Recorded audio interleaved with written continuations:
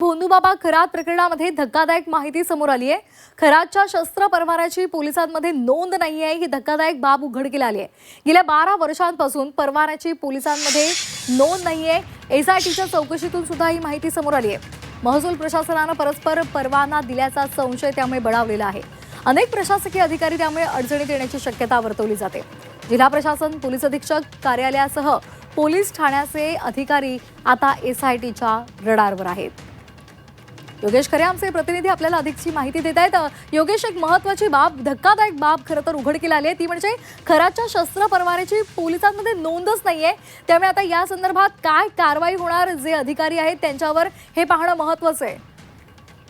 खरं आहे, आपण जर बघितलं तर शस्त्र परवाना देताना कठोर नियमावली आहे आणि त्यासाठी अनेक वेगवेगळी कागदपत्र, फिटनेस या सगळ्या गोष्टींचं प्रमाणपत्र दिल्याशिवाय हा परवाना दिला जात नाही। मात्र आपण जर बघितलं तर भोंदूबाबा खरातला जवळजवळ 14 वर्षापासून त्याच्याकडे परवाना आहे। 2024 मध्ये त्याने याचा नूतनीकरण केलंय। खरं म्हणजे त्याचा एक हात जो आपण बघितला तर तो एक हात सुद्धा अधू आहे, म्हणजे त्याचा फिटनेस नसताना सुद्धा त्याला परवाना देण्यात आला आहे। आणि इतकंच नाही तर ग्रामीण पोलिसांकडे किंवा तिथल्या स्थानिक शिवनिका संस्थांचं पोलीस स्टेशन, वावी पोलीस स्टेशन आहे, त्या पोलीस स्टेशनमध्ये या परवान्याबद्दलची कुठलीही माहिती किंवा परवानगीची पत्र नाहीयेत।